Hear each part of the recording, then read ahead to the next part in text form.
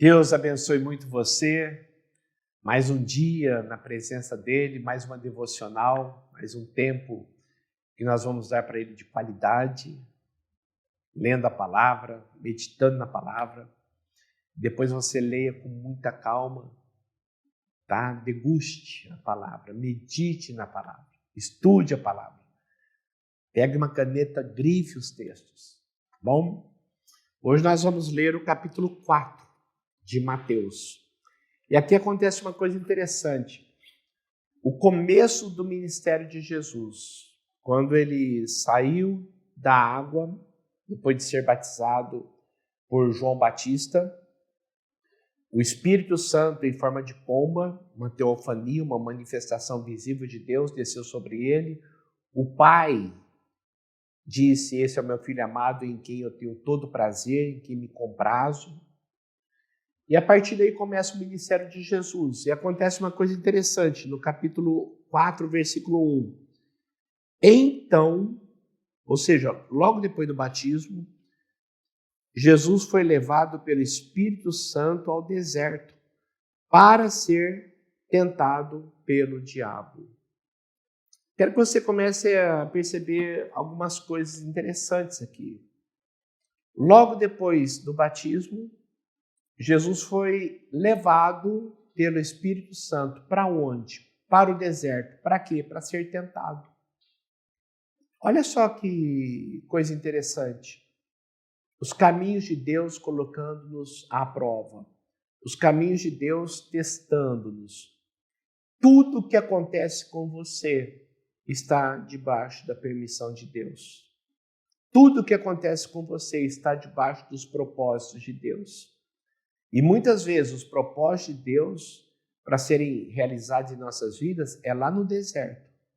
E muitas vezes é em meio a tentações, a dificuldades, para nós vencermos, crescermos e cada dia termos mais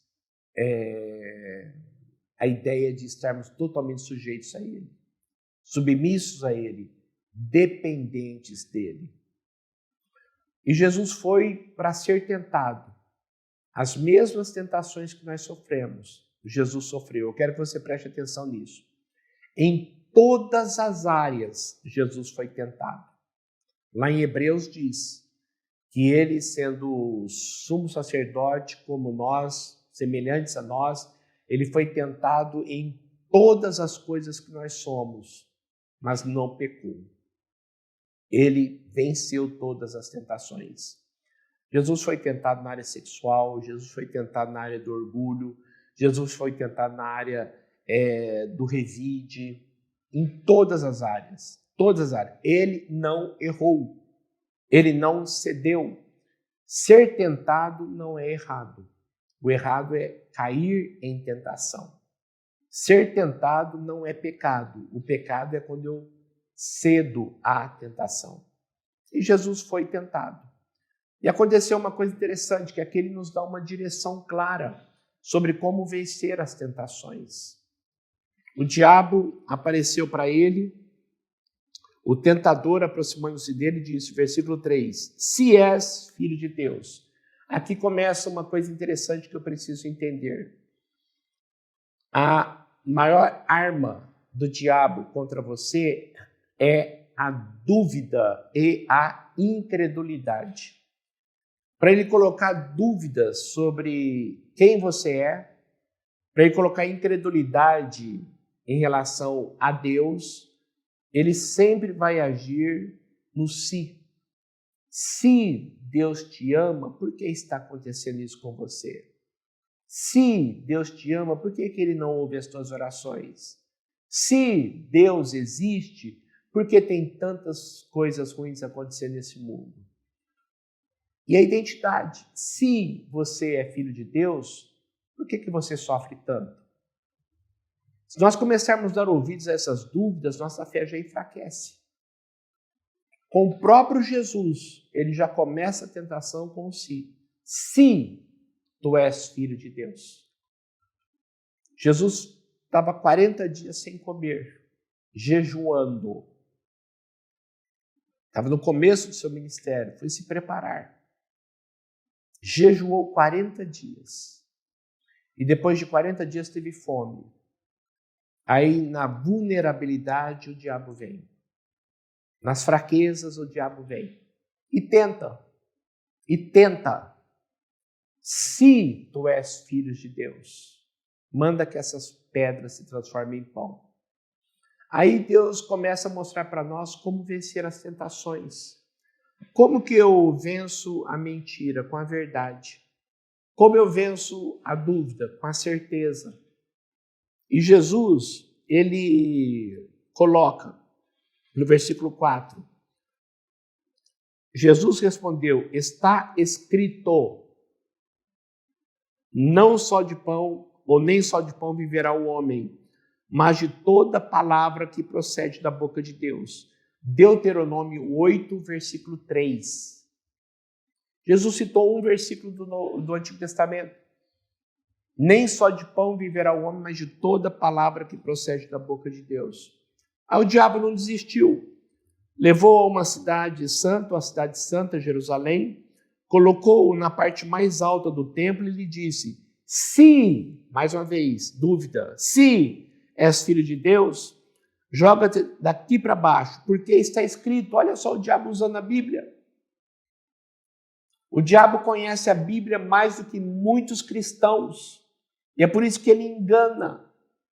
Porque muitos cristãos não conhecem a Bíblia, mas o diabo conhece a Bíblia. E ele deturpa o texto do Salmo 91, onde ele diz, está escrito, ele dará ordem aos seus anjos a seu respeito, com as mãos ele o segurará, ou segurarão, eles o segurarão, para que você não tropece em pedra alguma. Pula daqui. Mostra que você é de fato de Deus.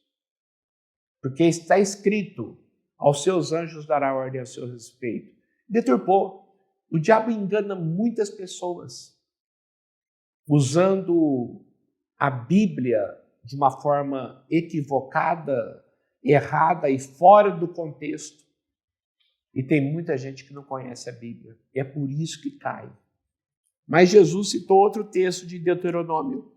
Jesus lhe respondeu, também está escrito, não ponha à prova o Senhor seu Deus. Ponto final. Deuteronômio 6, o versículo 16. Você precisa estudar mais a Bíblia. E é o que nós temos feito. Essas devocionais é para isto, ou são para isto. Nós precisamos entender mais a Bíblia. Tem pessoas que ficam batendo boca com o diabo. Tem pessoas que ficam conversando com o diabo.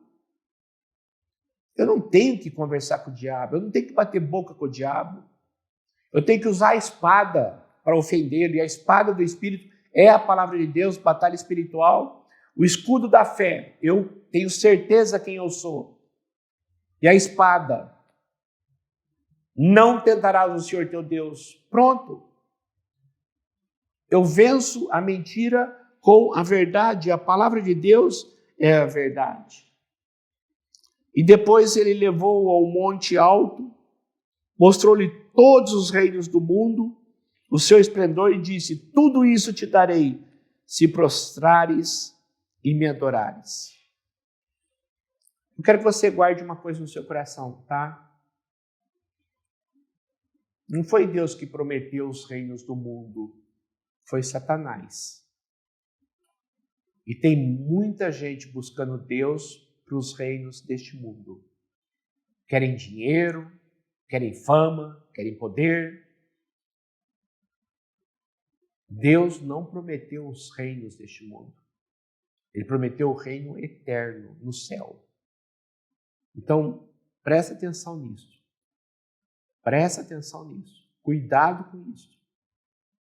E quando Jesus olhou para ele e disse, retira-te, Satanás. Retira-te, Satanás. Autoridade.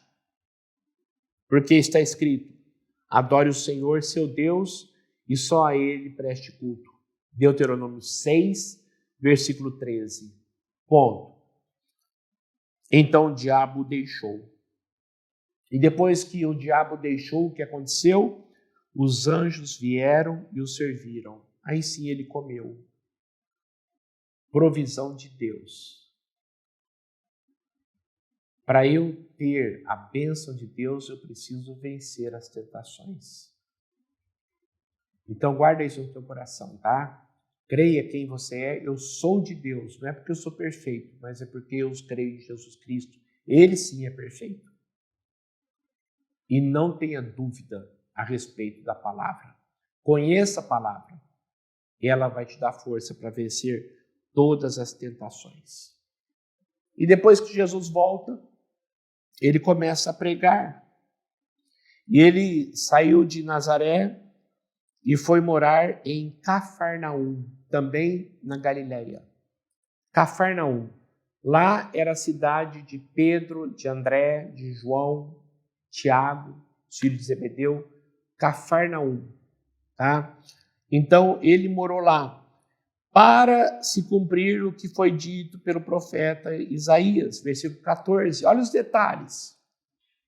Tudo que acontecia na vida de Jesus tinha um porquê de acontecer para cumprir o Antigo Testamento. E Mateus deixa isso bem claro, porque a tônica de Mateus era alcançar os judeus.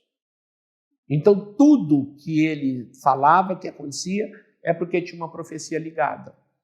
O versículo 15, terra de Zebulon e Naftali, caminho do mar, além do Jordão, Galileia dos gentios. Jesus nasceu em Belém, na Judéia, mas ele viveu na Galileia, lá em Nazaré e depois em Cafarnaum. Ele morou em Cafarnaum. O povo que vivia nas trevas viu uma grande luz, e sobre os que viviam na terra da sombra da morte, raiou uma luz. E daí em diante Jesus começou a pregar. Qual que era a pregação de Jesus? A mesma de João Batista. Arrependam-se, pois o reino dos céus está próximo. O reino dos céus está próximo. Na pessoa do seu rei, filho de Davi, o rei chegou. O reino de Deus chegou. Está próximo. E para você entrar nele, você precisa se arrepender. Arrependa-se, muda de vida, porque o reino de Deus está próximo.